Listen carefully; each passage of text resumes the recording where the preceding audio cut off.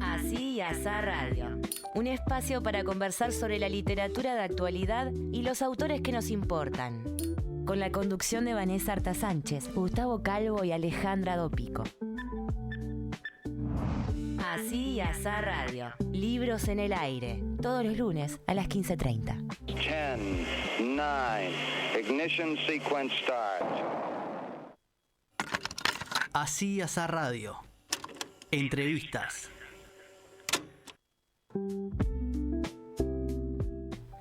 Buenas tardes, audiencia de Así Asá Radio. ¿Cómo anda esa gente que nos escucha del otro lado del micrófono? Hoy estamos en nuestro 13º programa de Así Asá, y así que bueno, empezamos como siempre saludando. ¿Cómo está Dopico? ¿Cómo está Gustavo Calvo? ¿Y cómo está Miguel Lavero, nuestro invitado de hoy, que en breve será presentado? Como se debe.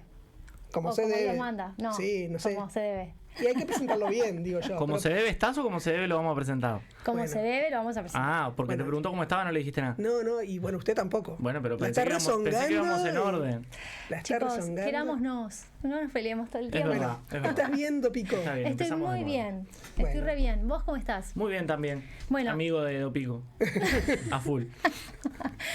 Antes de ¿Y Miguel? pasar... No le dejaron responder. No. Bueno, buenas tardes, muchas gracias por la invitación y estoy muy bien. Bueno, menos mal. Como ves, esto es un poco desordenado, así que la idea es que te sientas cómodo en el desorden.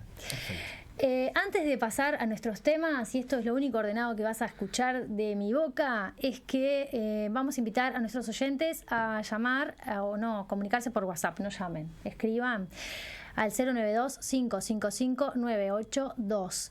Y allí, bueno, se pueden comunicar con nosotros, y también les recordamos que estaría buenísimo que mandaran esas reseñas de máximo 1 minuto a nuestro Instagram de Así Asá, que después las recuperamos y las pasamos acá en el programa de Uniradio. Y quedan también en el Instagram. Y quedan Así en el tenemos Instagram. nuestra secuencia de recomendaciones de los propios oyentes. Exacto.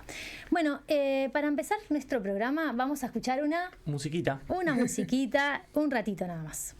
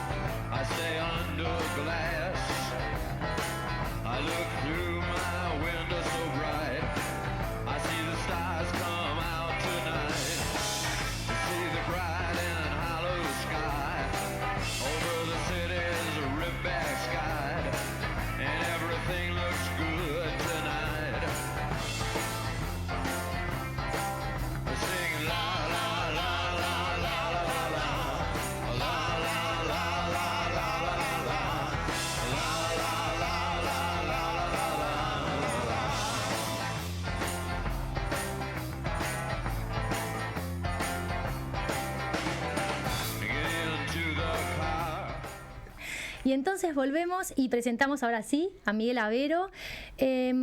Bueno, esto lo tomé de tu blog. Miguel Lavero nació en Montevideo en 1984. Es muy joven. Vamos a empezar a invitar gente mayor de, no sé, nacida en el 60. Sigo siendo el más joven de la mesa. Basta. Es poeta, narrador, ensayista, docente investigador, escribe reseñas literarias para el semanario Brecha y participa de diversas antologías nacionales e internacionales, y últimamente ha escrito un diario de viaje. Exacto. Entonces, bueno, yo estuve preguntándote ahora antes de empezar el programa, para ir comenzando a conocer al poeta, bueno, ir conociendo al hombre común y corriente, ¿no? A ese que se levanta a trabajar todos los días y entonces acá nos contabas que estás a punto de ser profesor, te queda una materia, pero también trabajás como haciendo reseñas para Brecha y como investigador. Sí, bueno, en cuanto al profesorado es un largo recorrido, ¿no? Soy como uno de los rezagados ahí. Pero a mí me llevó mucho tiempo también. Llevo dando clases ya varios años, y bueno, y la escritura me acompaña de la adolescencia directamente. Así que bueno, mi mundo está siempre vinculado a la literatura, y eso creo que es una linda señal. Sí. Y por cierto, ya que Gustavo mencionaba que es el más chico de la mesa, ¿no? De verdad que lo conozco desde que era un niño, Gustavo. Así que, sí, es cierto. Gustavo, la hermana de Gustavo es amiga de mi hermana, muy amiga. Y yo lo recuerdo de cuando era chiquito, así De que hecho, es el más joven. El Micaela Moon, que el otro día hicimos esto de devolver los libros que te dieron y demás. El Micaela Moon que tengo tuyo, en realidad está dedicado para mi hermana, no está para mí. Sí, el tema es que, bueno, después mi hermana siguió otros cauces. Un día me lo prestó y dije, no lo va a necesitar, y me lo quedé. Bueno, devolverle el libro a tu hermana. No lee mi hermana, con todo respeto, si me está mirando, le mando un beso. No lo iba a leer de nuevo. Tiene una primera edición, entonces. Tiene una primera edición. Públicamente estás diciendo que no vas a devolver. No se lo devuelvo. Pero se nos cae la columna de reclamos y escraches. Es entre familias, lo tomé como un regalo. Bueno, yo lo que digo es que tenés que saber que tenemos una columna que se llama Escrache y que al principio no damos nombres hasta que la cosa se pone difícil y decimos, mengano de tal, me tiene que devolver el libro. Lindo, así que si la necesitas en algún momento...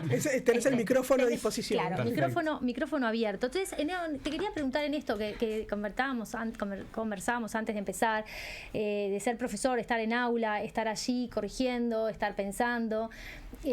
¿Cómo, eso te acerca, te aleja? ¿En qué lugar te pone del creador, ¿no? Del poeta? Bueno, mirá, es terrible que lo diga, pero he escrito en clase, por ejemplo, ¿no? Cuando hay estudiantes trabajando en algo, en un texto, en una actividad, he tenido algún momento para la escritura, pero por lo general me nutre desde otro lugar, ¿no? Al preparar una clase, leyendo, no sé, ahora estoy con Dante, ponele, ¿no? Siempre estás como metiéndote en autores que son como espejos, como referentes, ¿no? Donde ya está todo dicho, ¿no? Sí. Y vos pensás que estás diciendo cosas nuevas, en realidad ya está todo ahí. Siempre me está nutriendo, ¿no? Yo creo que he logrado conciliar bastante bien el trabajo, el oficio de docente con la escritura. Creo que no interfieren, ¿no? Aparte, yo antes laburaba otras cosas, laburé de 1000 cosas, pero por ejemplo en una farmacia, ¿no? Y estuve 15 años laburando en una farmacia y ahí sí era muy difícil conciliar las dos cosas, ¿no? Pero también lo hacía, o sea, la literatura siempre se filtra por alguna parte. Ahí construías personajes. Claro, y bueno, diálogos que había con compañeros de la farmacia, o clientes, o cosas que pasaban ahí, después nutrieron alguna novela que está inédita, que quizás salga pronto. O también me tocó, creo que lo menciono acá en algún momento, sí, y Gustavo lo citaba en la reseña que escribió, que una vez me quedé escribiendo, por ejemplo, en la oficina de quien era mi jefe, porque era de noche, yo laburaba de noche, estaba solo, entonces me puse a escribir, me olvidé y tenía una cámara encima, ¿sabes? Entonces a la mañana siguiente, cuando llega el jefe, me dice, qué lindo lo que escribiste anoche, no sé qué, y yo, ¿cómo? ¿Y esto? Y ahí me acordé que tenía la cámara ahí, y el tipo se reía, pero muy bien. Y él fue el primero que me contactó con alguien que después terminó publicando mi primer poema, que fue fuera de fronteras, en realidad. Lo primero que publiqué en mi vida lo publiqué fuera, en Estados Unidos. Tengo todo un camino por ahí que muy, muy raro.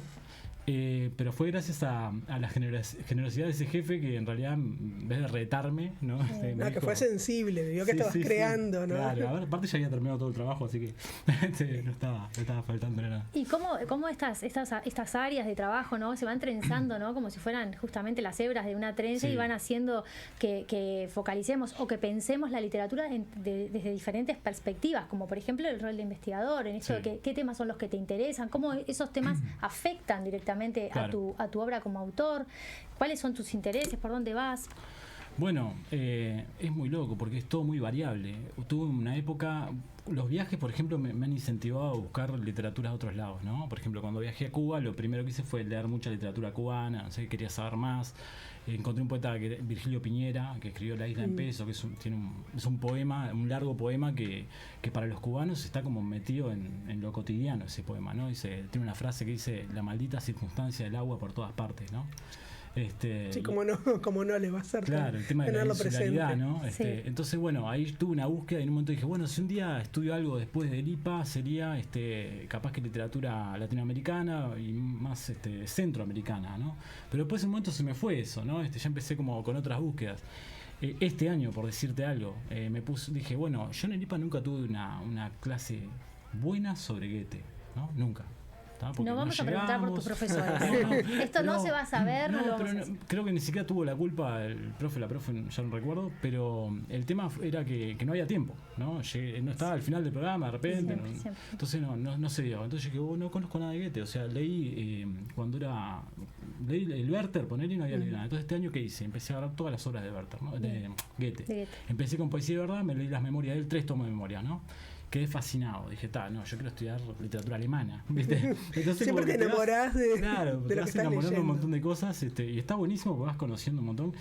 Yo qué sé, literatura uruguaya, me gustaría como aprender más de literatura uruguaya también, ¿no? Sí, yo me acuerdo hace años, cuando recién empecé como a enterarme un poco de que escribías y todo eso, que en ese momento estabas enamorado de Zurita. Hablabas maravillas de Zurita. La poesía chilena es una poesía que siempre me interesó, pero eso ya fue hasta algo intuitivo, ¿viste? De adolescente leía mucho a Neruda, después encontré a Jorge Teillier, que lo encontré laburando también de noche en la farmacia. Un día encuentro un poema de Teillier y digo, ¿este tipo quién es? ¿No? Y me pongo a investigar y a profundizar y hoy tengo leída la obra completa de Teillier, que es un poeta que súper recomiendo y que para mí es uno de mis favoritos. Es uno de los poetas que más citado en mi obra. Por ejemplo, ¿no? En los poemas aparece Teillier 2x3 ahí. Bueno, perdón, de eso te quería preguntar, porque en realidad arrancamos por el tema de la literatura y los viajes, y de hecho cuando yo te escribí para decirte que había leído Impelido, te dije, me quedo con esto de, bueno, todo viaje literario viene precedido, todo viaje viene precedido de un viaje literario, pero también hay un montón de autores que han, calculo yo, permeado un poco tu obra, y cuáles son quizás esos, capaz que de los primeros, vos tenés en Aguas tenés un poema que es como una biblioteca donde nombrás algunos, está hasta la Biblia incluso, que bueno, entiendo que en esto de leer tanto y de empezar a buscar autores por todos lados, tu obra también de alguna forma va cambiando en torno a ciertas inspiraciones. Totalmente, es como un mar en movimiento, ¿no? Sí, ahí ese poema, hoy justo sabiendo que venía para acá, releyendo, me encontré con ese poema y digo, mira, ¿te acordás cuando lo escribiste? Esto me da mismo, ¿no? Estamos todos locos. Y ese Pluvioteca eran todos textos que tenían que ver con el agua, ¿no? Y que de alguna manera habían interferido en mi creación de mi primer libro, que era Arca de Serrín, ¿no? Que aparte investigué un montón para ese libro, que con todo lo que tenía que ver con el agua, miré películas donde llovía, a ver cómo el director mostraba una lluvia, buscaba libros donde aparecieran lluvias, a ver cómo se narraba eso, y así con todo lo que podía, con cuadros también. Entonces, sí, ahí en la poesía como que se revela también esas influencias, ¿no? Ahí es muy explícito, ¿no? Pero también, yo que sé, Teillier está muy presente en todo. Borges, o sea, para mí Borges es uno de los más grandes. Es más, Borges tiene el famoso poema Lluvia, ¿no? El que dice, bruscamente la tarde se ha aclarado porque ya cae la lluvia minuciosa. Cae o cayó, la lluvia es una cosa que sin duda sucede en el pasado. Esos primeros versos del poema son casi que la génesis de Arca de Serrín, ¿no? Yo decía, bueno, a mí me pasa eso mismo. Me pasa que cuando llueve tengo como una memoria de una lluvia anterior, ¿no? Me traslada automáticamente, y no era el único que le pasa, seguro le pasa a mucha gente. Entonces digo, ¿qué hay ahí, no? Se te lleva como una especie de estado primigenio, ¿no? Exacto, Una cosa distinta. Sí, totalmente, ¿no? Y es como inevitable, ¿viste? Vos estás ahí y de repente te llega eso y dices, ¿qué está pasando acá? Y es un interés que, por lo que me acuerdo, porque yo me acuerdo de haber trabajado Micaela Moon cuando estaba haciendo mi primera práctica en el IPA, y en esto de empezar a buscar recursos y demás, una de las cosas fue el famoso paralelismo psicocósmico con el personaje que venía mirando la lluvia en un ómnibus. Exacto. Y Micaela Moon, déjame buscar el año, es del 2014. O sea que en realidad, digo, esto lleva ya un tiempo largo, dándote vuelta. Es que todo Arca de Serrín, que se publica en 2011, viene con esta temática, con esta idea, ¿no? Quiero romper con eso recién con la pieza y no lo logro. Y no, porque ahí también está el agua. Claro, porque me termina torciendo el brazo la pieza ahí. El primer poema que escribí de la pieza empieza diciendo... en ambos niveles había dejado de llover y yo quería cortar con la lluvia, entonces ya la estoy mencionando otra vez. Sí, vamos a aprovechar y mostramos la portada de la pieza. Pueden seguir hablando. No, ¿sabes qué quiero? Aprovecho y menciono los títulos de tu obra, ¿está bien? Entonces, Arca de Aserrín, 2011, Micaela Moon, 2014. Estamos alternando siempre entre poesía y narrativa, ¿no? Arca de Aserrín, poesía, Micaela Moon, narrativa, Que nadie pregunte por ti, prosa poética, que es del 2016, La pieza, 2016, poesía, Libreta Insomne, 2019, poesía, y este fue primer premio de poesía, Espacio Mixtura. Sí. Haiku Mate, del 2020, poesía, coautoría con Leonardo de León. Prosperidad, 2022, poesía, ensayo. Micaela Moon y otras tentativas, 2023, es narrativa. Discurrir, diario Discurrir, del 2023, poesía. Y seguimos, Apuntes de Retina 2024. Para escribir. Apuntes de Retina, muchacho. Divino, sí. 2024, coautoría también con Leonardo de León. Waters, Aguas, 2024, poesía editada en Estados Unidos por Washington Writers Publishing House. Impelido por el agua, 2026, diario de viaje. ¿Estamos bien? Sí, creo que no faltó nada. Alguna cosa suelta igual debe haber. La otra vuelta cuando hablábamos de la columna el programa que hicimos de fútbol que nos pusimos a buscar, también tenés como alguna cosita suelta escribiendo de fútbol, digo, algún cuento en la vuelta. Alguna antología. Y hay cosas bastante olvidables también en la vuelta que bueno, trato de no rescatarlas. Bueno, mucho. Y lo que decías recién, de que la primera cosa que publicaste la publicaste afuera, que bueno, no sabemos. No, y recuerdo una vez que me pidieron un poema para César Vallejo, de Perú me lo pidieron. No. Y fue tan malo ese poema que mandé que me da una vergüenza. Ahora me mandaron un ejemplar del libro y yo decía, esta gente en vez de un ejemplar me tendría que mandar un insulto. Porque era malísimo el poema, y lo tengo obviamente guardado en el librito ese y no lo voy a mostrar nunca, ¿no? Pero también hay cosas que tenía que haber retenido un poquito más para mí, ¿no? Y haber guardado. No en estos libros, creo que los libros estoy conforme con todos, pero con otras publicaciones sueltas así me ha pasado eso de encontrar y decir, esto tenía que haber esperado un poco. Lo que pasa es que es difícil, ¿no? El momento. Sí. Lo que iba a preguntar, perdón, es que quizás el proceso de maduración, cuando estás pensando en un libro, en la publicación, lees y relees, los textos están ahí, descansan, los podés volver a mirar de otra manera. Claro. Capaz que cuando es una publicación que no va a formar parte de un todo, ¿no? O sea, o de un todo, pero de un todo colectivo. En este caso que decías, es algo... O se des a la inmediatez, ¿viste? Te dicen, necesito para, 20 días. Bueno, eso te iba a preguntar, si lo podés manejar vos o está también eso de, necesito que aparezca algo ahora, en estos días. Claro, a mí me han pedido varias veces eso y soy de cumplir con las fechas, ¿no? Pero claro, después el trabajo no sé si se ve resentido, seguramente se ve resentido, ¿no? Está bueno que cuando te piden algo de eso, por lo menos que hayan varias miradas arriba para ayudarte a redondearlo, claro. ¿no? Por ejemplo, ahora hay un cuento que me pidieron con fecha, que va a salir una antología, creo que sale a fin de año, y por suerte el editor lo miró a fondo, ¿no? Y después me escribió, me dice, mirá, Miguel, acá creo que le pillaste en algo, acá no sé cuánto. Y yo, ups, tenés razón, ¿viste? O sea, y me mostró cositas cuestiones de continuidad, por ejemplo, ¿no? Que yo, nada, eso por escribir rápido, acelerado y mandar y deshacerme, ¿no? Claro.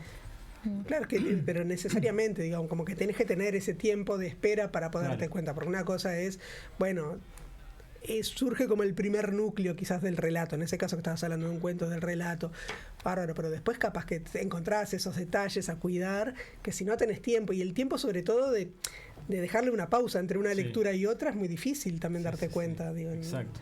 Ahí sí, más que un editor es un amigo, digamos, que precisas esa mirada ahí atenta. Sí, yo todo lo que escribo se lo paso a 3 o 4 personas que me dan una lectura, ¿no? Y me dicen cosas que siempre me ayudan, ¿no? Porque si me quedo con la mía, seguramente va a salir algo mal, ¿no? ¿Siempre le mandás a esas mismas 3 o 4 personas o según según el perfil de lo que escribís al perfil del lector? Son 3 o 4 que los voy variando para no cansarlos. Claro. ¿No? Más que nada por eso, ¿no? Pero si pudiera se lo mandaría siempre a ellos, pero a veces digo, pobre, mira, está escribiendo una novela. Tengo un amigo ahí que está escribiendo una novela grande, ponele, y yo digo, no le voy a mandar ahora para que me revise esto, que lo matás. Lo voy a hacer una pausa en su trabajo, o por lo menos hacer 2 cosas a la vez, capaz que se la complico y lo va a hacer por amigo nomás, ¿no? Entonces, hay que saber cómo medirse también ahí, ¿no? Pero sí tengo 3 o 4 miradas ahí, lectores ideales, ¿no? Que que me ayudan con eso. Y ahora en el repaso que hacía Alejandra de todos los libros que tenés publicados, tenés 2 en coautoría con Leonardo de León. Sí. ¿Qué tal la experiencia de escribir ahí con otro? Es muy, muy fuerte, muy interesante, complicada también, porque tenés que coincidir con tiempos con otra persona. Es con la única persona que lo podía hacer con Leo. La primera vez la idea fue mía, para Haiku Mate, fue en plena pandemia, estamos con mucho tiempo libre. Trabajando a distancia, ¿no? Y recuerdo que yo estaba colgando haikus escribía haikus en tiempo libre que tenía y los colgaba como historia de WhatsApp. Y él un día me contesta uno y dice, mira, yo estoy escribiendo haikus, también me manda uno, empezamos a intercambiar y dice, che, ¿y si hacemos algo? Ahí surgió Haiku Mate, ¿no? Escribimos más de 100 haikus y después hicimos como una selección. Contactamos a Andrea Arismendi, a Alicia Torres para que hicieran prólogo y contratapa. Y salió divino, ¿no? Después, años más tarde, 2023 creo que fue, un día voy caminando por Libertador y me llega un mensaje de Leo, me dice, tengo una idea para un libro, ¿no? ¿Me decís que sí? Leo, sí, te digo que sí. Antes que todo y primero Antes de saber la idea, incluso. Exacto. Y bueno, era escribir una fotografía, hacer una fotografía escrita de algo que habíamos visto todos los días, absolutamente todos los días durante un año. ¿tá? O sea, yo veía algo, lo escribía y se lo mandaba por WhatsApp a él. Él hacía lo mismo en Minas, veía algo y me lo mandaba. Y fuimos construyendo el libro así, era como fotografías escritas, ¿no? El tema es que en un momento fue muy cansador. Y digamos, un año hay que 8 sostenerlo. meses, ahí yo decía, eran las 12 de la noche, ay, ya no vi nada. ¿Viste? Y salía a la ventana a mirarse a ver si veía algo, ¿viste? O salía a dar una vuelta por el barrio, ¿viste? A ver si podía ver algo interesante para mandar, ¿no? A los 9 meses dijimos, ya está, nos rendimos, ¿viste? Un parto, ¿viste? 9 meses se terminó. Bueno, igual es un montón. Sí, pero cortamos antes ahí. No he podido escribir con otra persona. Lo he intentado en una ocasión creo que fue con Hosky una vez que estuvimos como haciendo algo, con Santiago Pereira también intentamos alguna cosa, pero no un tema de tiempo, de coincidir en un montón de aspectos que no es pienso fácil. También que bueno, son como consignas un poco disruptivas las que se pusieron, que me parece que ahí también ayuda a que funcione, porque si no es muy difícil, ¿no? El estar como en la misma sintonía para empezar a escribir. Sí, y Leo es muy obsesivo, más obsesivo que yo es. Entonces también él ayuda un montón, porque a veces cuando yo me quedaba sin energía, ¿viste? Él como que empujaba igual, ¿viste? Entonces eso está bueno. Sí. Y en esto de trabajar con otra gente, bueno, está todo el tema de la publicación en Estados Unidos, que tuviste que ponerte a trabajar con los traductores. Hay una reseña que vos escribís para Brecha de una de las traducciones de Mondragón, de Apolinar creo que es, en donde vos decís que hay un poco en la traducción hay un poco de transcreación, digamos. Sí.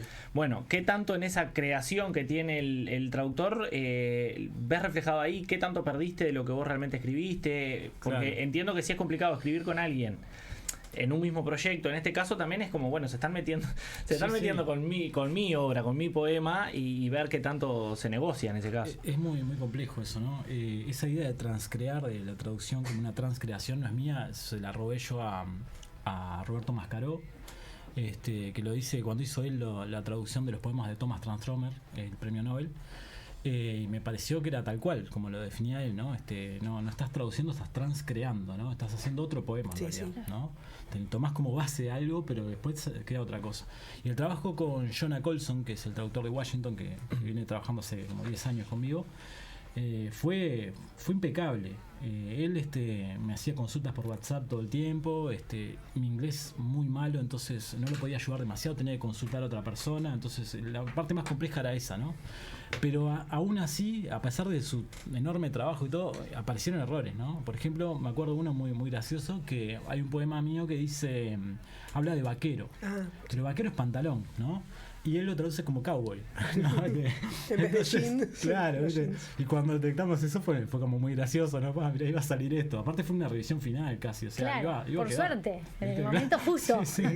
No, por suerte mandó de Aguas, por ejemplo, mandó como 6-7 revisiones. ¿Viste? Pero en el momento, a mí me llama la atención eso, porque en el momento él no se da cuenta que Cowboys ahí no tiene lugar en lo que está. Viste que la poesía a veces es muy enigmática, ¿viste? Te dice, acá le voló la cabeza a Miguel, no sé qué estamos. Qué loco este poeta. Claro, yo lo respeto, dice vaquero, ponemos cowboy. Claro. Mirá si le voy a cambiar.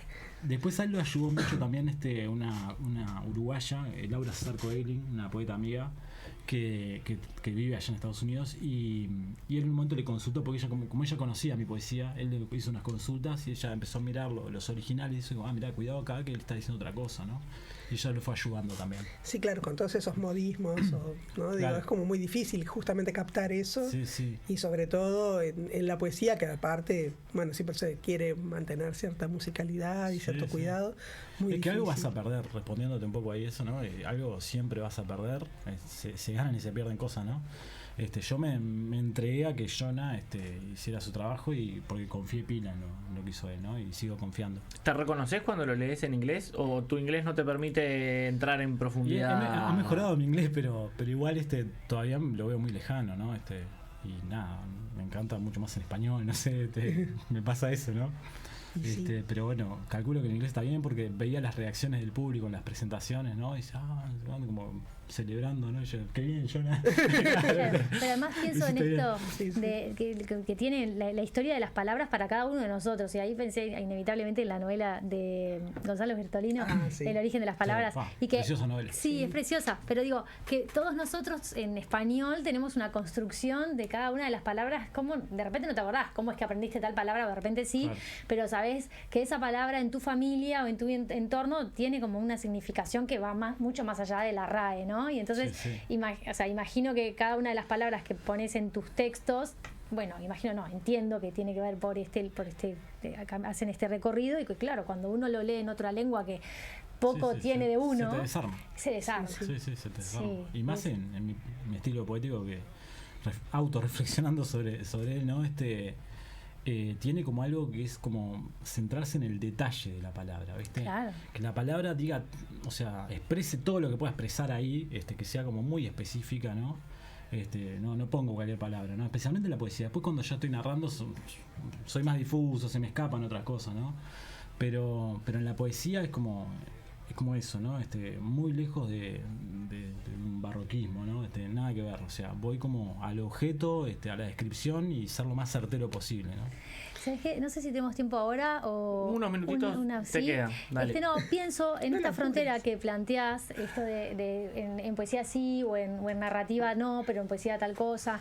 En esto del relato de viaje, es una línea fronteriza también, ¿no? Sí. Porque también conversábamos hoy con Vanessa y pensábamos en esto de que es un yo que se ejercita en Sí. el relato de viaje, porque bueno, es un yo que está en un espacio nuevo, que se piensa a sí mismo desde otro lugar y que también está en la frontera de la ficción y de la no ficción. Sí, totalmente. Porque Sí, te sí. cambió el escenario y capaz sos otro, ¿no? Sí. Sos otro que viene, que viaja, que vas en calidad, no de Miguel Avero, vas en calidad de poeta, de autor, vas a hablar de otro libro que te tradujeron, bueno, cómo te comportás, cómo sos, Claro, y después es muy distinto. a la hora de escribirlo también. Es muy distinto porque estás en otro entorno, estás extrañando lo cotidiano, estás con gente que no te conoce y capaz que espera muchas cosas de vos, no espera nada, no sabes muy bien, ¿no? Estás desamparado de alguna manera, ¿no? Y ese desamparo está divertido también después, ¿no? Está bueno vivirlo, ¿no? Yo extrañaba mucho mi casa, por ejemplo, extrañaba las cosas cotidianas, sentarme a leer tranquilo, ¿no? No tener que salir a pasear por la ciudad, ponerle que me encanta, pero por momento quería sentarme a leer nomás, era lo único que quería, ¿no? Sí, es un código nuevo, ¿no? No deja de ser un viaje de trabajo, capaz, entre muchas comillas, que no es lo mismo que cuando vos estás dispuesto a viajar a un lugar Claro. y ya sabés que, bueno, te armás un itinerario o querés como conocer Sí, ciertos sí. lugares. Acá un poco te lo impone la propia agenda de lo que tenés que hacer, digo. Y yo me lo tenía que recordar eso todo el tiempo, ¿no? Por eso aparece un mensaje de un amigo acá que me dice, estás viendo un sueño, aprovechalo, Claro. ¿no? Porque yo de repente quería ir a dormir la siesta al hotel, ¿no? Y no da. Estás 2 semanas acá, o sea, Claro. hay que aprovechar, ¿no? Un error que cometí varias veces ese. Sí. En Canadá me pasó igual, o sea, dormía siesta, ¿no? Bien.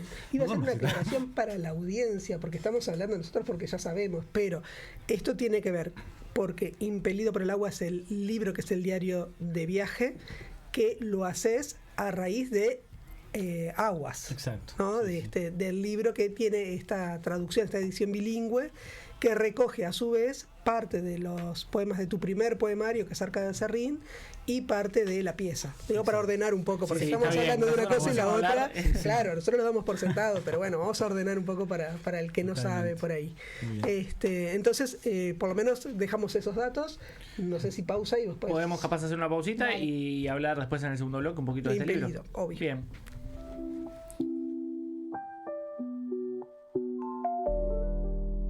Así es la radio. Libros en el aire.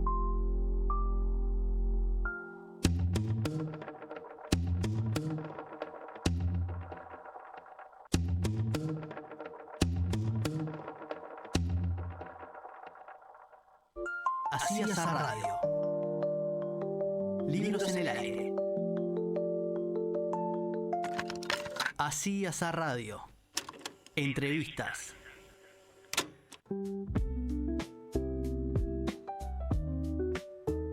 Tengo que corregir. Bueno, volvemos al aire. Ay, es que la Nos agarré en falso a todos. Sí, pero ¿de qué conversamos los profesores? De lo que tenemos que corregir. Y eso de lo que estaba sucediendo. Y de que tenés examen el viernes. Y tengo que tomar examen el viernes. Y no, a propósito de esto, solamente una cosa. Siempre me acuerdo que creo que en un trabajo de Néstor Sanguinetti, a propósito de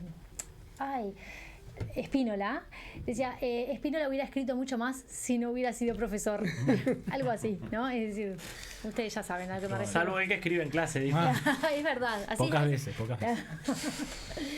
Tampoco le da mala fama. No. No. Bueno, entonces nos convoca Impelido por el Agua. Nos convoca, exactamente. Y surge, vos dijiste, ya hiciste un poco El preámbulo. el preámbulo, pero me interesa más allá después de entrar en detalle, que nos cuentes vos un poquito cómo fue la experiencia. Ya vos adelantaste algo un poco que fue por casualidades que se fueron dando y demás, pero no dejaste de irte a Washington a presentar un libro. Sí, es muy loco. El camino es muy largo, en realidad, porque empieza... Voy a hablar de esto porque si no vamos a llegar hasta ahí como quisiéramos. En el año 2013, si no me equivoco, viene una profesora, Jessie Lee Kercheval, creo que algunos la conocen, Sí. A hacer una investigación de poetas uruguayos jóvenes, ¿no? Menores de 35 años eran en ese momento. Entrevista como a 100, yo estaba entre los entrevistados, después se queda con 21 y publica una antología en Estados Unidos. América Invertida. América Invertida. Yo quedé en esa antología y me asignó un traductor que fue Jonah Colson. Ahí fue el inicio del vínculo, ¿no? Tuve mucha fortuna porque otros compañeros que estaban en esa antología tuvieron traductores que hicieron ese trabajo puntual y dijeron, ya está, con esto es suficiente, nos vemos, ¿no? Y Jonah me dijo, no, Miguel, yo quiero seguir traduciendo tu obra, ¿tá? Yo le dije, bueno, Jonah, buenísimo, te agradezco un montón, yo no tengo plata para pagarte nada, claro, por la duda te voy avisando. Él me dice, no, tranquilo, que yo lo voy a hacer porque me gusta, no sé qué, el profe también. Tranquilo que yo tengo, te dijo. Claro, vos tranquilo. Y bueno, él empezó a traducirme, tengo, no sé, publicaciones como en 15 universidades de allá que son todas movidas de él. O sea, yo no tuve que hacer nada, agarraba poemas. O sea, es un traductor y es un difusor. Sí, y es imponente el trabajo de Jonah, la verdad que no se lo puedo agradecer porque no hay forma. Y en un momento él me dice, como 2018, por ahí, dice, quiero hacer un libro para publicar acá, tuyo.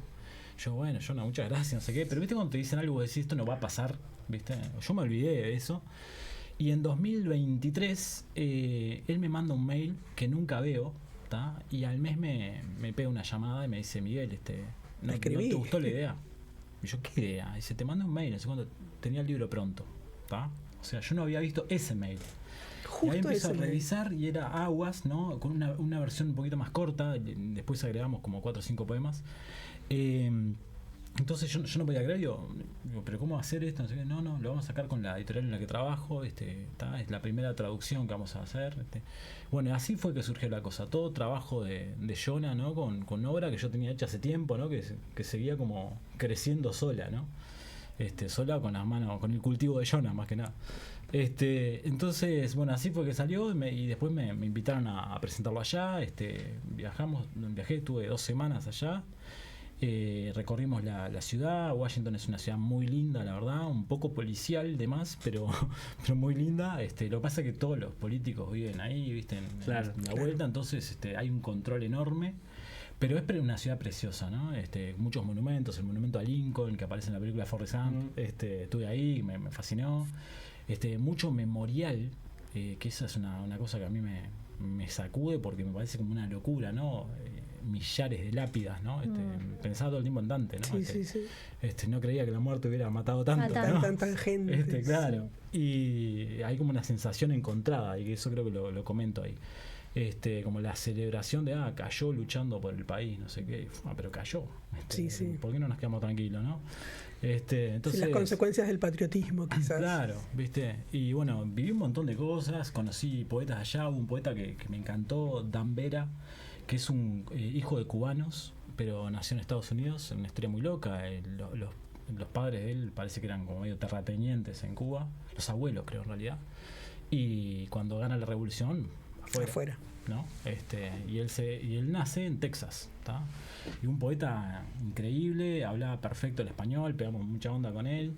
Después las presentaciones, un amigo que estoy trabajando ahora otro tema de poesía con él, que se llama Josh Whitlock, me fue a buscar y fuimos a Nueva York.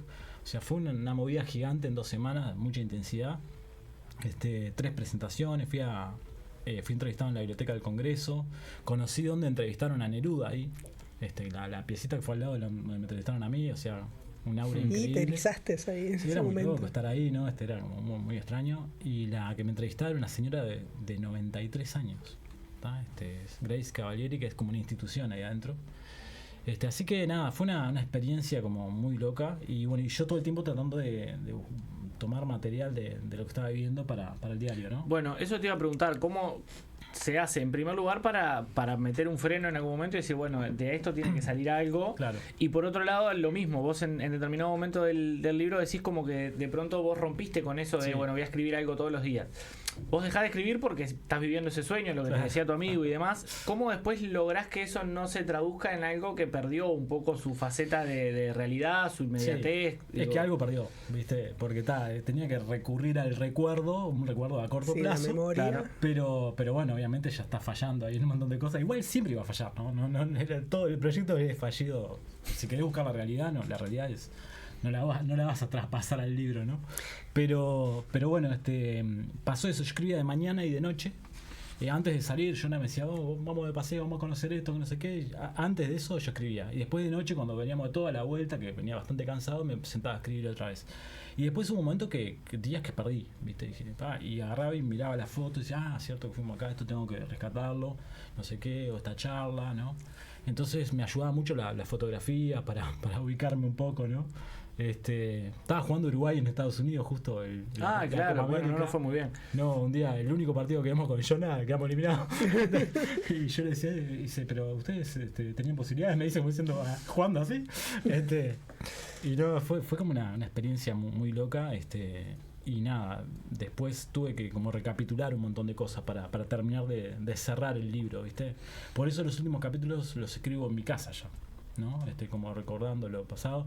Volvían charlas que había tenido que las había dejado atrás. Recuerdo una con una muchacha, creo, era peruana ella, y iba a viajar a estudiar a Argentina, y en la presentación me pregunta, me pide como recomendaciones literarias argentinas, ¿no? Y ahí empecé a tirar un montón de cosas, ¿no? Y ella tomaba nota ahí. Y esa motivación lectora que ella tiene, yo la tengo, ¿no? Eso de viajar a un lugar y leerme cosas de ese lugar, ¿no? Me parece está buenísimo eso. Cuando fui a España, por ejemplo, me acuerdo de releer a Lorca, por ejemplo, a radio otra vez volver, pues iba a estar en los lugares donde estaba Lorca. Claro. O en Portugal con Pessoa, ¿no? Entonces me encanta eso, pensar como proyectar la vida en base a lecturas también, está como re lindo. Si primero te impregnás del lugar a partir de lo que produjo ese lugar, ¿no? Exacto, A partir de a través de algún poeta. Sí, incluso en Canadá me acuerdo que leía una poeta, Elizabeth Smart, que me encantó. Anne Carson, que me parece una poeta increíble, Anne Carson me encanta. Y escuchaba a Leonard Cohen, ¿no? Entonces ya tenía todo como un ambiente ahí en la cabeza que... Mira, ahora que era inmersivo. Que nombrás a Anne Carson, tengo un libro que se llama Se vive y se traduce, de Laura Whitner, y en este libro se hace referencia a Anne Carson, digamos, se refiere a la traducción, ¿ah? Y Anne Carson en realidad tiene un ensayo sobre lo que más pienso, se llama así el ensayo sobre lo que más pienso, y allí destaca el error en cuanto al arte, ¿no? Lo que implica el error a propósito de la imposibilidad de decir eso que de repente mi objetivo es decir. Claro. Y esta Laura, que es traductora, toma decir las cosas menos bien que claro. plantea, y dice, bueno, me gusta el espacio entre idiomas porque es un lugar de error o de equivocación, de decir las cosas menos bien de lo que se habría deseado, de directamente no lograr decirlas, y creo que eso es útil para escribir porque siempre es bueno perder un poco el equilibrio.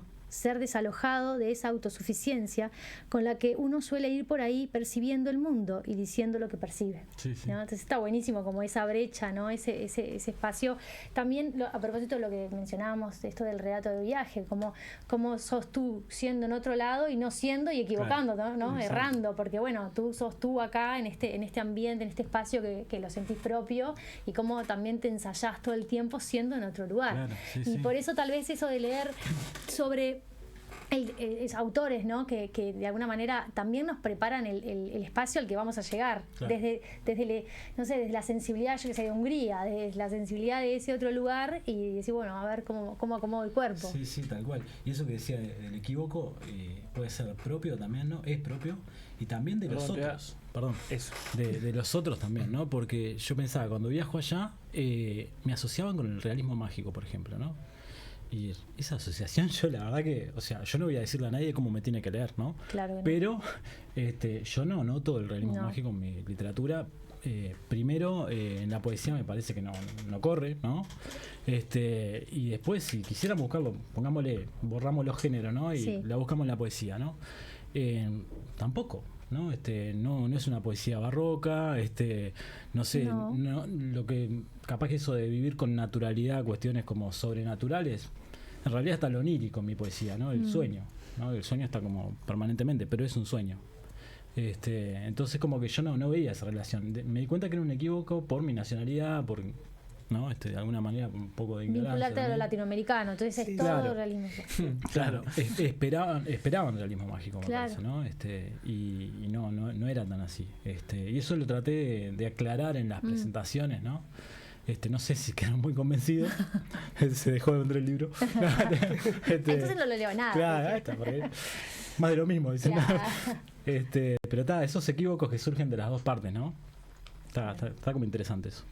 Y el... Hay, No, dale. hay una escritora argentina que es Silvia Molloy. Sí, que, la leí allá. Bien, que ella en realidad era trilingüe, ¿no? Porque, Claro. bueno, nació en Argentina, entonces por un lado hablaba español, pero también su padre hablaba inglés, ¿no? Y toda la familia paterna hablaba inglés. Y en la primera adolescencia, qué sé yo, se pone a aprender francés para recuperar un poco la lengua que debería haber venido por el lado materno, que su madre no lo tenía, ya lo había perdido. Y escribe un libro que se llama Vivir entre lenguas. Y habla del switch, ¿no? De andar cambiando. Entonces decía, bueno, hay veces que lo mismo, aparte, bueno, viví un tiempo, trabajó muchos años en Estados Unidos en universidades de allá, venía a Argentina, pero también en su juventud y su primera, maestría, digamos, primeros estudios, digamos, de posgrado, los hizo en Francia. Entonces, de decir de momentos que no sabe en qué sueña, o despertarse y Claro. no tanto saber dónde estoy, sino en qué idioma estoy. Qué tremendo, ¿no? tremendo. Ese tipo de cosas. Y ponía un ejemplo que era con cada vez que iba a la carretera y veía escrita la palabra ay, ¿no? H-A-I. Y dice, bueno, para mí es ay, pero es heno, en realidad. Entonces siempre que con eso, bueno, es ese cambio. Y bueno, está buenísimo el libro porque hace un montón también de quiénes fueron todos los bilingües, ¿no? Por lo menos. Entonces, bueno, están los bilingües literarios, digamos, si pensamos, yo qué sé, en Lafort, ¿no? Por ejemplo. Claro. Pero también habla y justamente cómo se vive también a veces ese espacio entre lenguas, por ejemplo, para los migrantes, ¿no? Claro. Entonces es como por otra vía, por otro lado, que pasa, ¿no? Ahí. Sí. Y me acordaba de eso y ahora que lo volviste a decir, me volví a acordar porque es en la reseña que vos escribiste que decís que en algún momento estás soñando en inglés Sí, o algo así, sí. ¿no? La Entonces, única, bueno, es... la única vez en mi vida que soñé en inglés fue cuando volví de allá, ¿no? Claro, y es como, bueno, te desacomodó algo, es evidentemente. tremendo, ¿no? Y soñar en inglés y sentir que lo hablaba bien encima, ¿no? Ahí te das cuenta que era un sueño. Y lo loco que hayas mencionado a Silvia Molloy, porque creo que fue el único libro que me compré allá. Fui a 2 librerías que habían ahí cerca de donde me estaba quedando, y en la primera no había un libro en español, nada. ¿Tá? Entonces miré, pero estaba nada. Y después en otra que fui, después fue una tercera que presenté el libro ahí, que había de todo ahí, pero estaba concentrado en presentarlo. No, claro. Pero en otra había una estantería de literatura en español y me llevé uno de Molloy, de Silvia Molloy, espectacular, un ensayo ahí, que era como era también una especie de crónica del Alzheimer de su mejor amiga. Ah, sí, desarticulaciones. Ese mismo, ahí va. Y es terrible. Sí, es fuertísimo. Terrible el libro ese, pero bueno, me acompañó un buen rato en la lectura. Bueno, en esto de las compras y digo, evidentemente fue una cuestión del idioma, porque me acuerdo la vez que fuiste a Cuba, te volviste con una valija. Claro, una valija llena de libros. Salían 30 pesos los libros de Cuba. Bueno, también está el tema del precio. Pero digo, esto de encontrarte vos volviendo, porque de alguna forma vos terminás de escribir Impelido en tu casa, soñando en inglés o no, pero en tu casa, y a mí que yo lo veo cercano, porque la realidad es que los lugares que vos nombrás, si bien no soy del mismo barrio, los conozco, claro. Y Villa Prosperidad y la calle Repeto, entonces a mí esas referencias a mí me gustan. Es algo que por lo menos en las cosas que he leído de vos siempre hay alguna referencia. ¿Eso es una búsqueda o se te va dando y cuando quisiste acordar te pusiste a nombrar el bar de la esquina sin darte cuenta? Y no, yo creo que quiero dejar un registro de mis lugares, ¿viste? Me parece que hay algo de eso, ¿no? El barrio, por ejemplo, siempre quise escribir sobre mi barrio y tuve años para hacerlo, no podía, todo lo que escribía me parecía una basura. No le hacía justicia a lo que yo entendía que era el barrio. Y recién lo pude hacer con Prosperidad, con el libro del 2022, que agarré y hice un capítulo por calle de mi barrio y metí vivencias ahí que tuve en esas calles, ¿no? Y ahí fue como, ese es mi homenaje al barrio, me parece, ¿no? Al barrio que me vio crecer.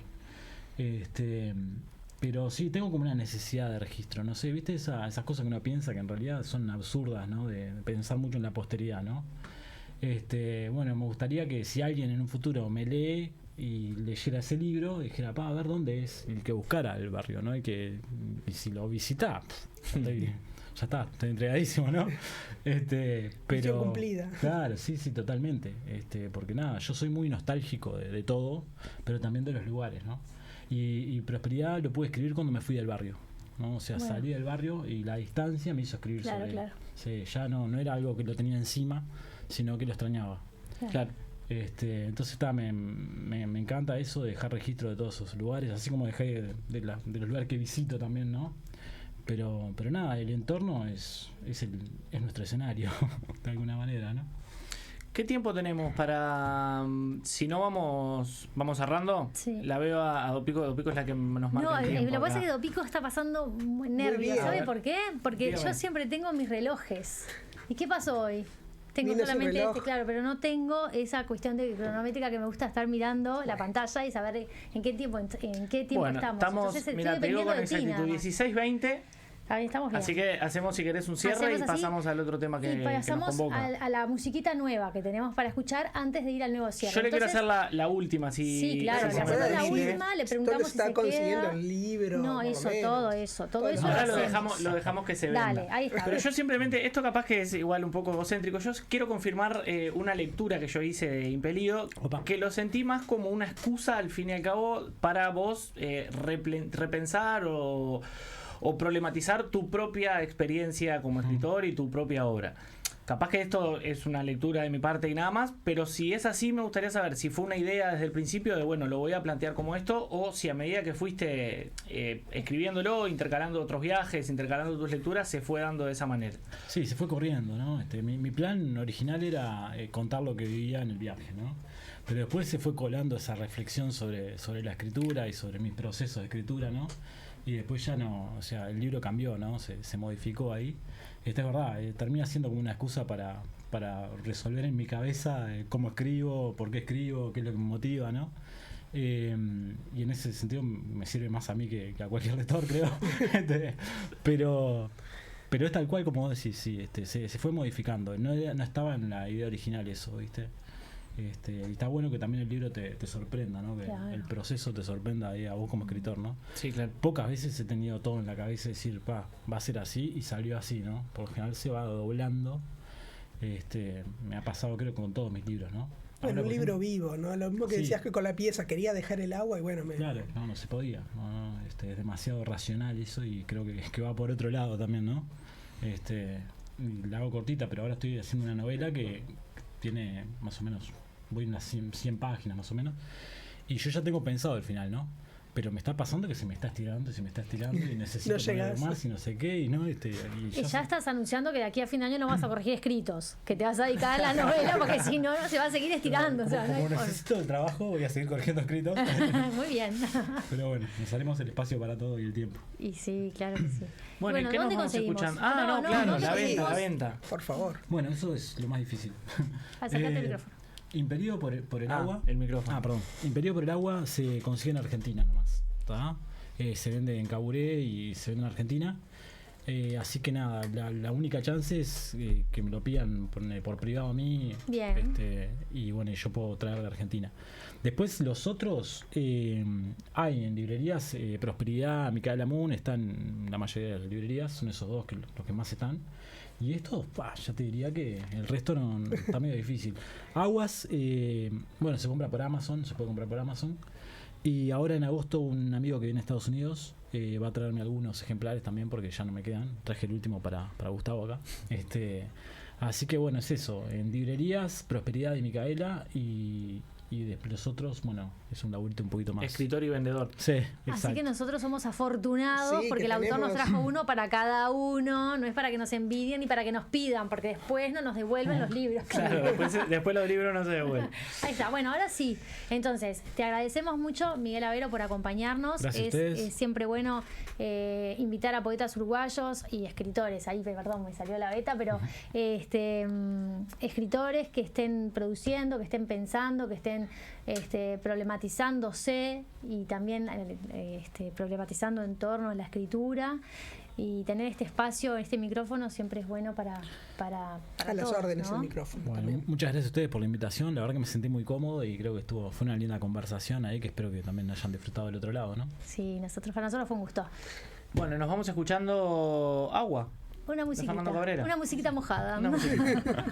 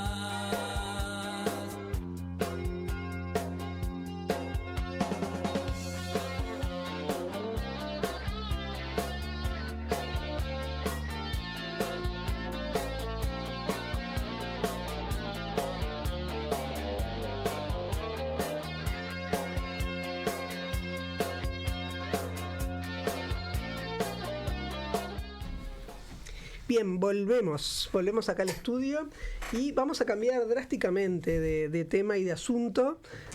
Nos alejamos de la poesía, nos alejamos del viaje, del diario y de la escritura, para hablar de algo que por lo menos a nosotros, como profes de literatura, nos interesa bastante y tiene que ver con esto que se ha estado hablando también en prensa, que es el plan de egreso y titulación que aprobó CODICEN, el CODICEN de ANEP, en octubre del año pasado, el 7 de octubre del año pasado.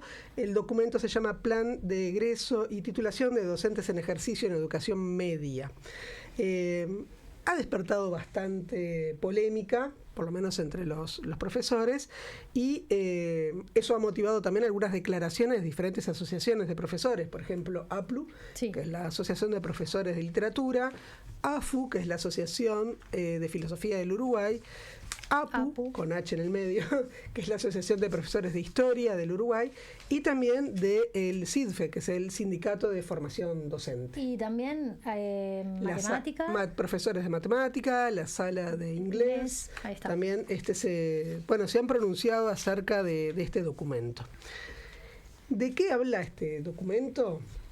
Bueno, plantea a grandes rasgos que se formula respondiendo a un mandato legal, ¿no? El mandato del artículo 60 de la ley 18.437, que es la Ley de Educación General de Educación, que es una ley del 2008.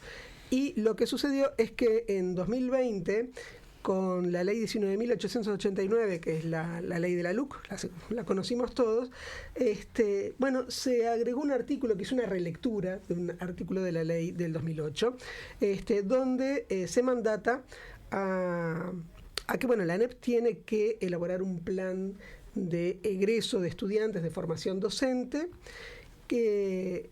lo cual está muy bien, digamos, un estímulo al egreso. Pero también tiene un segundo componente, una segunda parte, que habla de la titulación de aquellas personas que ejercen cargos docentes en educación media sin estar tituladas y que cuenten al menos con 8 años de antigüedad y al menos el 50% de la carrera, o algo que pueda acreditarse como el 50% de la carrera. Entonces, la primera parte creo que es la que estamos todos de acuerdo, que es esto de estimular el egreso para estudiantes que les falten hasta 5 asignaturas para aprobar.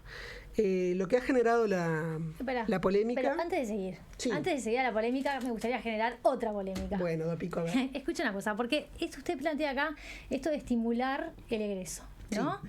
Bueno, tal vez la pregunta sea ¿por qué hay que estimular el egreso? En el sentido de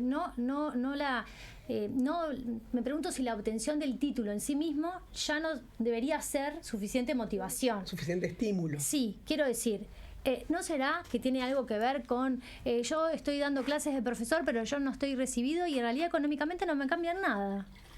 Por ejemplo, la titulación. Entonces, yo tengo que tomar más cantidad de horas de trabajo para poder llegar a fin de mes y la verdad que la titulación no me da un peso más. ¿Está mal lo que estoy diciendo? Lo pregunto. No, está bien. No, o sea, se supone que uno cobra un poco más por ser titulado, pero no bueno, no es la gran Yo diferencia. creo que va también, y lo digo no con propiedad, porque todos tenemos propiedad para hablarlo, pero sí por el entendido de que me recibí hace nada y me recibí arañando ya después de muchos años de estar cansado de ir al IPA y de tener siempre los mismos profesores y demás, que creo que es algo que nos ha a los que más o menos les demoró la carrera, nos ha pasado a todos. Yo me recibí en 6. Pichona, 8 me llevó. Lo que pasa es que yo trabajaba también. Pero en fin, a lo que voy con esto es, esta motivación que es propia de la carrera para mí, el hecho de que yo entiendo el punto de decir, no es el título suficiente motivación, pero a veces cuando ya vas 7 años de carrera y es todos los años lo mismo y te notas y yo creo que un poco se pierde la motivación. A mí ese plan, el que plantea como un incentivo, una motivación para terminar la carrera, me parece bien porque de última es un impulso cuando te queda poco, cuando ya estás en esa recta. Yo me hubiese anotado si hubiese estado en esas condiciones. Para mí el problema más grande está en lo otro, en lo que nos vamos a pensar pero igual lo quería plantear. Está bien, y estoy de acuerdo. Creo que en esto de, el título no es suficiente motivación, más allá de lo económico, a veces termina ganándote hasta por cansancio de decir ¿sabes qué? Si yo ya estoy trabajando de esto, que se metan el título y seguimos de largo. Exacto. Entonces, impulsar a que la carrera se termine no me parece que esté mal, de hecho, es un plan que está bueno.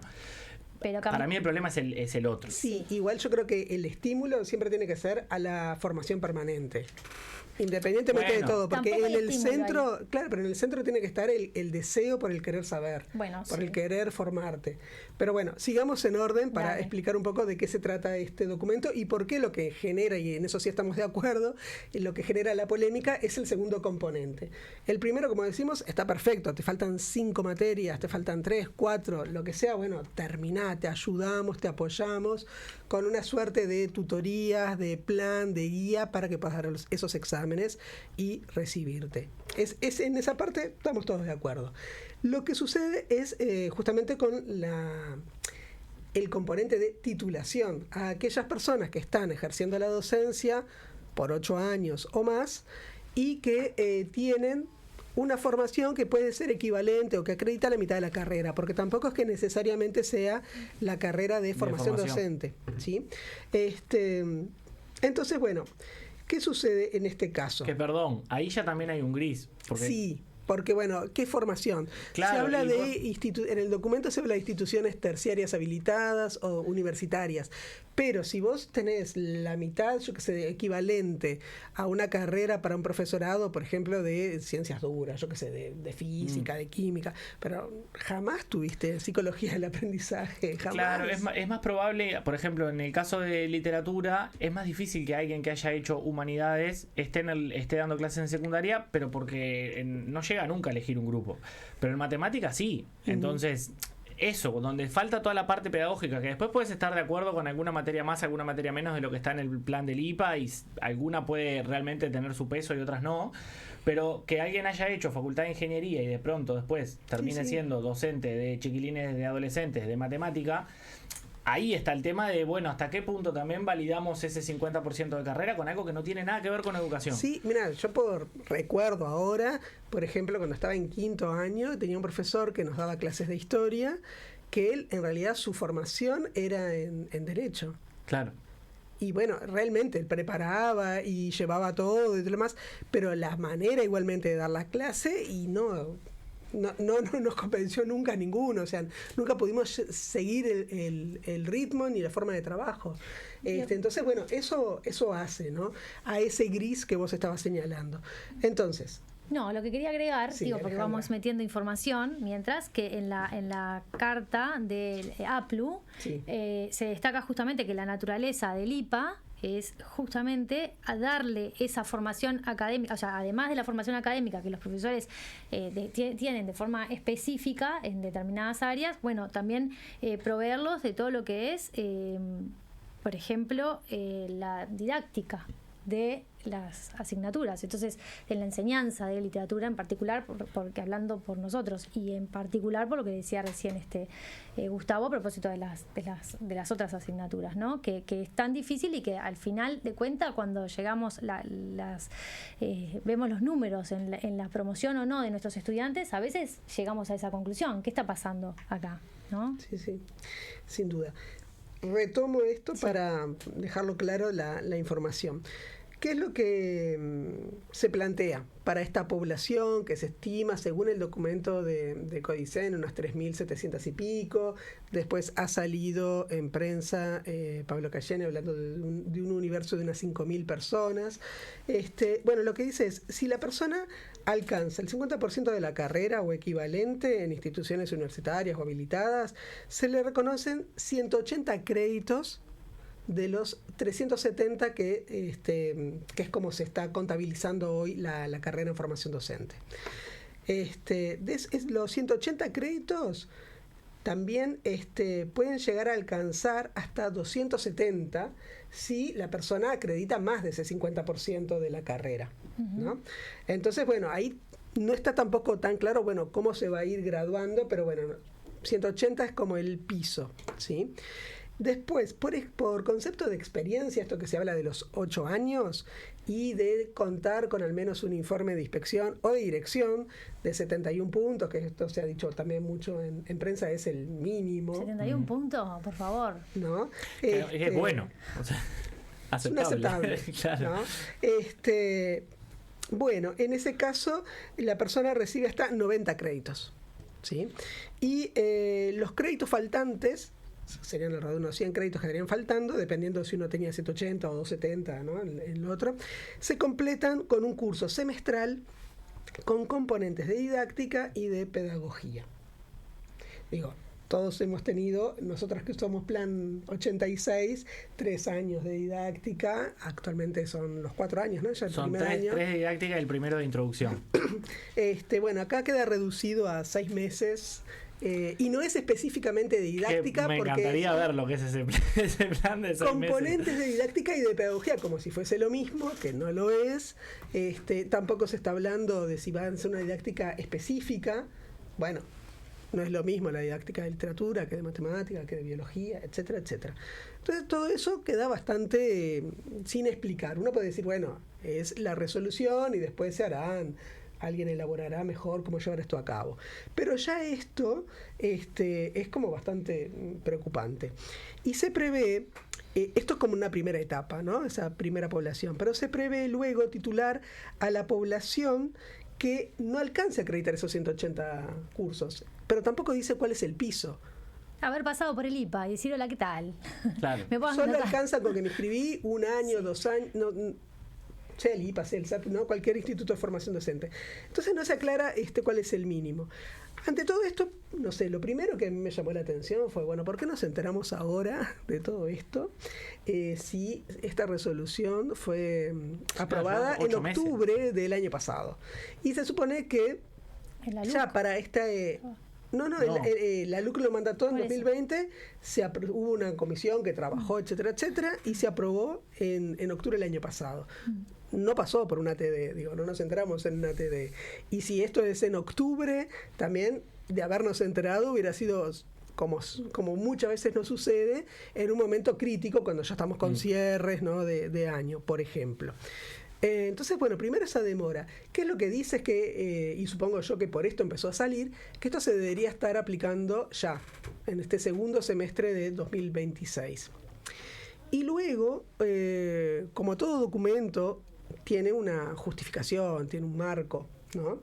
Y también es un poco curioso porque en la introducción de este documento, que voy a decirlo correctamente, es la resolución 3009-025, lo que se dice allí es que esto que se elabora, este plan de egreso y de titulación, funciona como marco y justificación.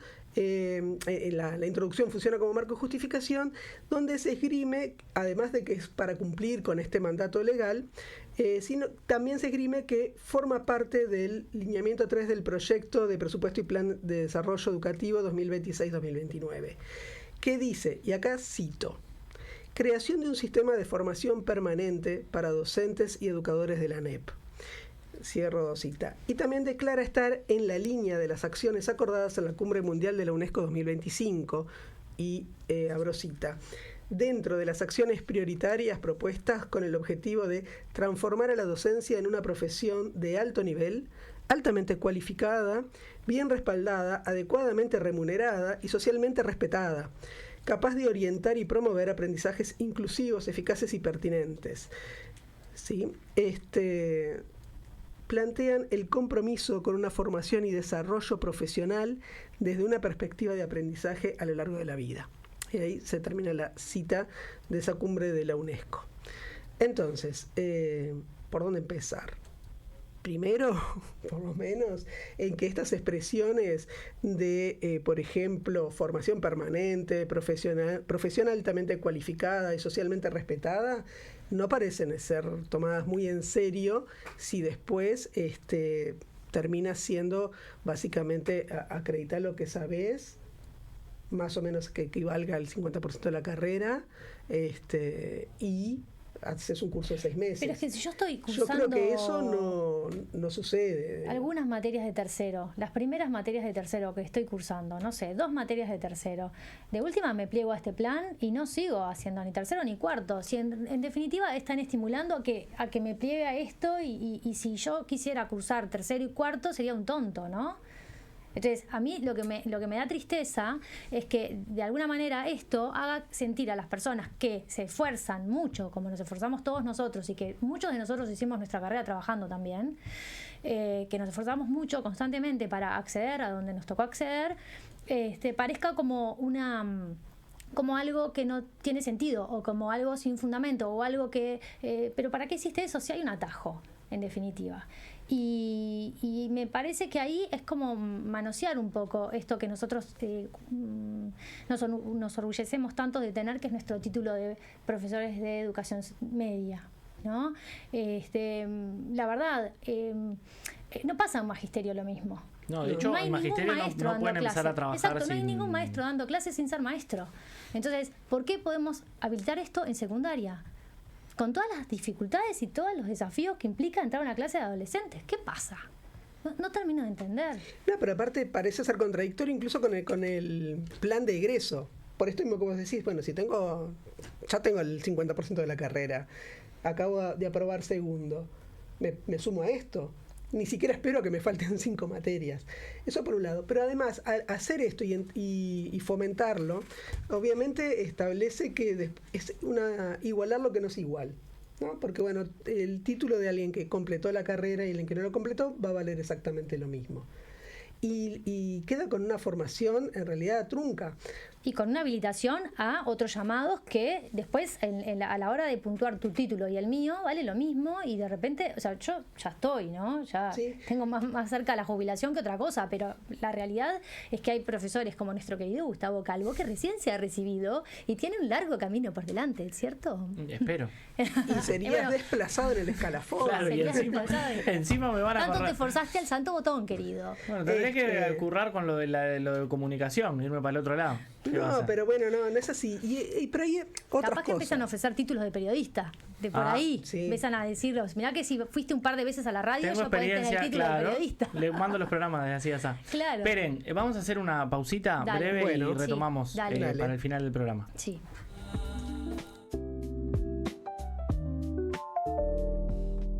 Así Azar Radio.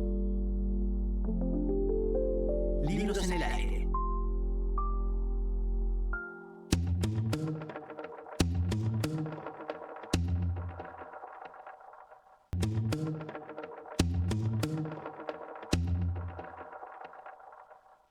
Así Azar Radio. Libros en el aire.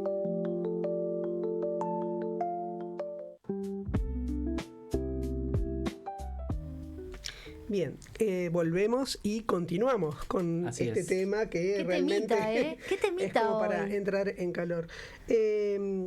Además de esto que veníamos señalando, también Pablo Cayani, ¿sí? Fue entrevistado. Maestro, Pablo Cayani egresado, ¿verdad? fue entrevistado por El Observador y lo que adujo fueron otros argumentos. ¿Cuáles? O sea, además de decir, bueno, estamos mandatados a resolver esto, adujo el argumento de el argumento demográfico. No. Es decir, está previsto que la natalidad sigue bajando y por lo tanto va a haber menos horas.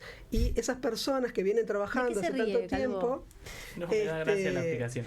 No, pero diga, la explicación es esa. Esas personas que vienen trabajando hace tanto tiempo son los que van a correr riesgo de quedarse sin horas porque no se van a poder efectivizar.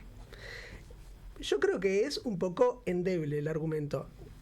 Sabemos que Uruguay es un país envejecido y que nacen pocos niños, pero también es un país que recibe migrantes, por ejemplo, para tomar en cuenta que es algo que no se maneja en ese argumento. Segunda cosa es que el hecho de que baje la natalidad no necesariamente tiene que implicar una baja en la cantidad de horas, porque los grupos pueden ser un poco más pequeños, ¿sí? Y con eso habilitar más grupos y uno podría trabajar con mayor dedicación a cada estudiante, sobre todo si tenemos en cuenta que cada vez la población estudiantil es mucho más diversa y requiere otra atención. Y que si fuera por eso, perdón, ya se podrían estar tomando medidas donde tenés grupos de 40 gurises. Exacto. Entonces, O sea, también porque- podrías tener una oferta mayor en este caso si fuera por eso. Porque la distribución es desigual. Es cierto, no todos los lugares está superpoblado, pero hay unos cuantos lugares que sí lo está. Y además, esto que señalo que es algo que se viene reclamando. Realmente cada vez es una población más diversa que requiere otra atención. Entonces, bueno, se podría aprovechar en todo caso esta baja de la matrícula para hacer grupos de pronto de 20 estudiantes, 25 estudiantes. Bueno, podemos aumentar la cantidad de grupos. También se podría pagar mejor la unidad docente, por ejemplo. Entonces cada profesor puede trabajar con una unidad docente. Son 20 horas, promedio 5 grupos. 5 grupos, clase, más todo el trabajo fuera de aula. Pero no sucede. Por eso, en general, los profesores trabajan más de la unidad docente. El doble, a ver. ¿Cuántas y horas generalmente el trabajas, doble. Gustavo? 46 Bueno. semanales. ¿Cuántas trabajás? 35. ¿Cuántas trabajás? Y ahora déjame sacar la cuenta rápido, pero sí estoy alrededor de las 40 horas. 47 trabajo yo. O sea, qué bien, ¿no? Todos trabajamos esa cantidad de horas porque acumulamos En el dinero. ámbito público, en el Sí. ámbito privado, lo que vos quieras, Sí, pero digamos, obvio. trabajás un montón Claro. Entonces, bueno, se podría mejorar sensiblemente tomando esas otras medidas. Es decir, que eso no implica necesariamente que estas personas se vayan a quedar sin trabajo. Y otra cosa que me pregunto es, ¿acaso va a dejar de existir la categoría suplentes e interinos? Digo, que no tengas el título no impide que vos estés en la lista de suplentes o de interinos, por ejemplo. Sí, claro. Y digo, no se van a poder efectivizar. Fantástico. ¿Eso implica necesariamente que se van a quedar sin trabajo? Y en todo caso, para evitar una injusticia, que es lo que maneja Cayani en esa entrevista, bueno, esa gente a la que recurrimos, que el sistema recurrió, que sostiene la educación, ahora se van a quedar afuera porque no tienen el título. ¿Cómo no le vamos a reconocer la antigüedad? Bueno, para evitar esa injusticia se cometería otra, que es lo que decíamos recién. Aquellos profesores recién recibidos que tengan menos de 8 años de antigüedad van a quedar desplazados en el escalafón. Porque además también es cierto el hecho de que, y después hay otras cuestiones, está bien todo lo de la efectivización y todo lo que quieras, pero esta gente ya está trabajando en realidad, ¿sí? No es que no ha podido elegir, al contrario, si se valoran los 8 años de trabajo es porque esa gente ha podido elegir quizás incluso antes que alguien recibido, porque quizás yo, por ejemplo, en este caso elegí al pasado, empezando mayo, abril, no sé cuándo fue que elegí. Digo, entonces también no sé hasta qué punto en realidad se puede hacer una categoría aparte o otra redistribución si querés ser más parejo, pero no lo veo como un único motivo válido por el hecho de que esa gente ya está eligiendo. Y además yo creo que es un poco sensacionalista el argumento, decir, bueno, este es un argumento para evitar que se pierdan fuentes de trabajo, que esa gente se quede sin trabajo. La verdad que me parece que tiende a querer enfrentar unos trabajadores con título frente a otros trabajadores sin título, que no me parece que esté bien. Pero además, volviendo a lo que decía antes, bueno, busquemos la mejora e incentivemos a que esa persona retome la carrera, estudie y sigamos estudiando después del profesorado, como muchos hacemos, y que formación y que cuando tenemos que presentar nuestros méritos no vale nada. No vale nada todo lo extra que estudies después de haber tenido tu titulación. Para el escalafón da lo mismo si sos un profesor que seguís formándote que si sos uno que nunca más volvió a estudiar. Entonces, de alguna manera reconocemos todo lo que vienen sosteniendo la educación, ¿no? Y que tienen un mínimo de trabajo de 8 años y que no tienen el título y que el resto no sostenemos la educación. Claro, pero aparte, en esta cita que hacían de ese documento de la UNESCO, ¿no? Que hablaba de que sea una carrera, una profesión socialmente valorada. ¿Qué valor y qué reconocimiento social va a tener? Que ya está bastante desacreditada. Sí, claro. Va a tener, si yo sé que, bueno, está dando clases porque alguna vez pasó por algún instituto de formación porque docente. Incluso el chiste fácil que me pasa en mi grupo de amigos, que obviamente muchos te lo dicen en joda, pero digo que igual es como la opinión popular de, bueno, mirá cómo está la educación y demás. Claro. Y después, ¿con qué te parás también a decir si en definitiva van a tener razón? Sí. Ya abran la puerta del liceo si quieren cualquiera dar clases. Si realmente se apuntara a que fuera una profesión socialmente valorada, eso también sería un estímulo para que la persona culmine su carrera. Otra situación que se ha dado durante años es la frecuencia de los concursos. También, bueno, ¿por qué capaz esa persona que está trabajando no se preocupa por egresar? Porque, bueno, los concursos son cada muchos años. El último que hubo fue después de 10 años. Si la carrera dura 4, para la que te recibís en un par de periodos después, ¿no? Haces un concurso cada 5 años. Bueno, yo sé que cada 5 años tengo la posibilidad de efectivizarme. Entonces quizás me interese terminar la carrera. Me parece que hay otro montón de medidas que sí ayudarían a elevar el nivel de la educación, y no para que nos sigamos quejando, porque parece ir en contra. Bueno, tenemos profesores no titulados, perfecto, porque hubo una necesidad por millones de razones. Tratemos de que se titulen, pero habiéndose formado. No simplemente que les estemos dando un certificado de que ahora están habilitados para hacer. Por eso insisto que el plan, el que incentiva el egreso, es el que realmente tiene sentido en este caso. El otro es un número. Llegar a mayor cantidad de profesores titulados. Sí, es que parece que es que se trabajara para una estadística que permita decir luego, en tal periodo se logró tal cantidad de titulación, sin que eso implique realmente la formación, el desarrollo, la atención, la reflexión, nada de eso que realmente es lo que hace a la carrera. ¿Sí? Entonces, yo no le veo mucho sentido, me parece que es algo insensato, Y bueno, ya que tenemos un micrófono, lo decimos. Sí, la verdad. Mejor quiero decir... No, iba a decir que me siento estafada. ¿Qué quiere que le diga? Pero quise disimularlo y era peor. Entonces, bueno, es cierto, me siento de esa manera. Y supongo que, bueno, esto, como comenzamos haciendo esta referencia a los otros colectivos, ¿no? De profesores, el de historia, el de filosofía, matemáticas, inglés. Es decir, somos una comunidad de profesores que estamos también preocupados por el cuidado y el respeto de nuestra profesión, así como, no sé, si de repente no hay, hoy hablábamos y poníamos como ejemplo, ¿no? No hay obstetras. Claro, ¿qué pasa, no? Si baja la natalidad, ¿para qué queremos tantos obstetras? Vamos a darles el título de dermatólogo porque claro. Yo qué sé, el sol está tan embromado. Exacto. ¿Y vamos a hacer eso? No, nos parece ridículo. Si lo analogamos nos parece ridículo, bueno, ¿por qué no nos parece ridículo cuando lo está proponiendo el propio Codicen? Eso es como bastante terrible. Y también es una falta de respeto a la sociedad toda, que confía en que tiene un sistema de educación pública donde se van a formar las personas y resulta que los estudiantes no van a tener a los mejores docentes. Hace rato que ya no los tienen, pero con este tipo de medidas creo que el pozo es claro. Y los que venimos no hemos mejorado nada, che.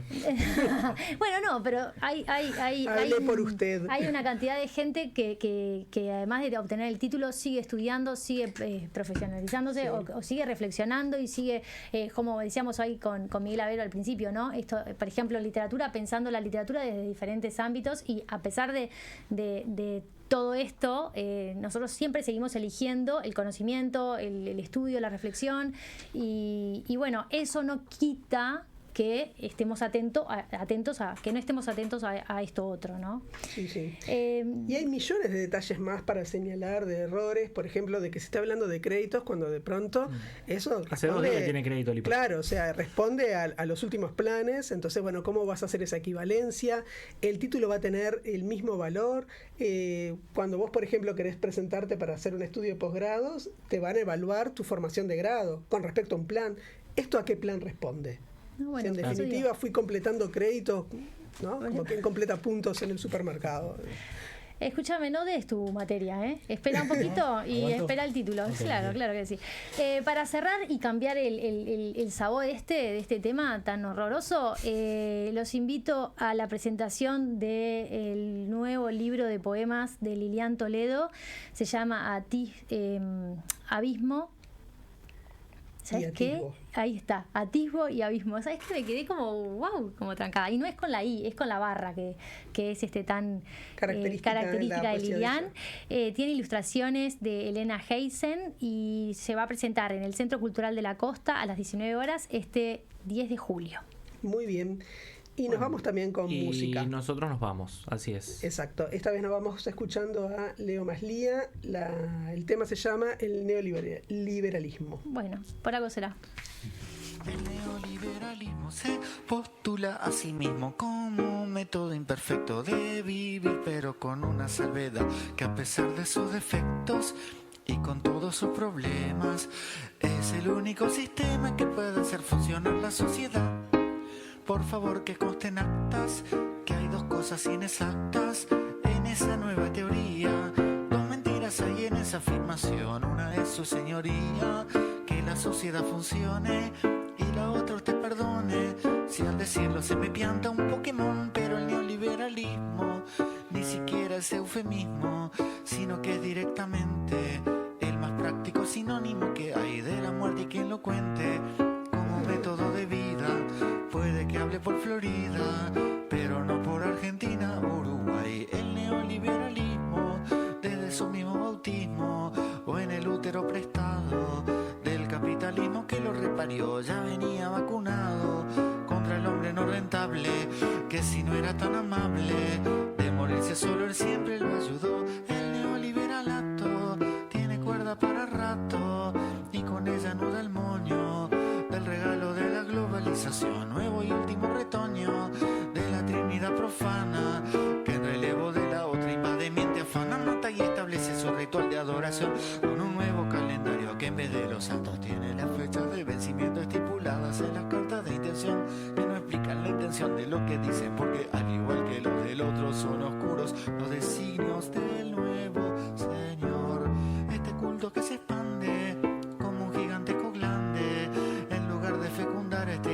todo lo que alrededor le sostiene la importancia, algo que no dé ganancia, y hasta los más afectados por las consecuencias de la enfermedad se acostumbran a luchar por el triunfo de los que triunfan sobre ellos, convirtiéndolos en terminales de un sistema que es el que se expresa cuando hablan convencidos de tener ideas propias y las tienen porque alguien se las vendió.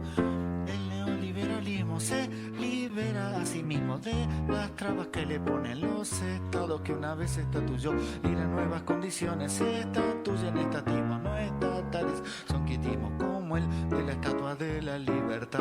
El neoliberalismo se contempla a sí mismo como aquel de la leyenda que se ahogó en el agua que lo reflejó, pero hay una componenda: la división del trabajo da que no sea un almajo, sino cualquier otro que ni figuró. De este modo se expresaba un fiscal que presentaba en un juzgado los cargos contra la patota neoliberal, pero el juez que estaba a cargo dio todo por anulado, dijo que estaba implicado en el caso este mismo señor fiscal, porque acababa el Estado de quedar privatizado y él solo era otro cesante, y si algo tenía para reclamar que llamara en adelante, y en un tono más paciente al servicio de atención al cliente, bien dispuesto a guardar en línea hasta que la primera ave de rapiña disponible con suerte lo fuera a escuchar.